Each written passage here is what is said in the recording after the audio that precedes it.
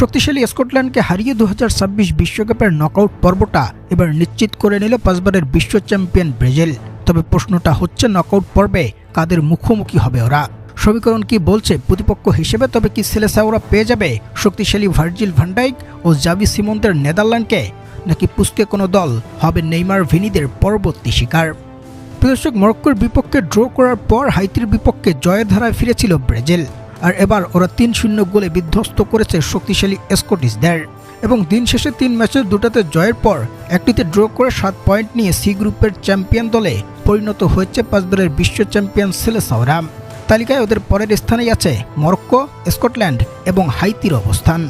এদিকে সমীকরণ বলছে সি গ্রুপের দলগুলো নকআউট পর্বে মোকাবেলা করবে এফ গ্রুপের দলের বিপক্ষে, যে গ্রুপে বর্তমানে আছে নেদারল্যান্ড, জাপান, সুইডেন ও তিউনিশিয়ার অবস্থান। যেহেতু এক গ্রুপের চ্যাম্পিয়ন দল অন্য গ্রুপের রানার আপ দলকে প্রতিপক্ষ হিসেবে পেয়ে থাকে নকআউট পর্বে, তাই বলা যায় সি গ্রুপে যখন চ্যাম্পিয়ন দল ব্রাজিল, তখন ওরা প্রতিপক্ষ হিসেবে এফ গ্রুপে বর্তমানে জাপানকেই পেয়ে যাবে। তবে এই এফ গ্রুপের দলগুলোর এখনও বাকি আছে একটি করে ম্যাচ, যেখানে নেদারল্যান্ড মোকাবেলা করবে তিউনিশিয়ার বিপক্ষে আর জাপান লড়াইটা করবে সুইডেনের বিপক্ষে, যার মধ্যে তিউনিশিয়া ইতিমধ্যেই 2 ম্যাচের 2টাতে হেরে এই টুর্নামেন্ট থেকে নিজেদের বিদায়টা চূড়ান্ত করে নিয়েছে।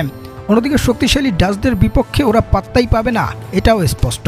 তাই বলাই যায় গ্রুপটির চ্যাম্পিয়ন দল হয়ে নকআউট পর্বে উঠবে নেদারল্যান্ড। অন্যদিকে জাপান ও সুইডেনের মধ্যকার লড়াইয়ে যদি জাপান হেরে যায় সুইডেনের কাছে, তবে ওই গ্রুপের তালিকার 2য় স্থানে উঠবে সুইডেন আর 3য় স্থানে নেমে যাবে জাপান। তখন ব্রাজিল প্রতিপক্ষ হিসেবে পাবে সুইডেনকে।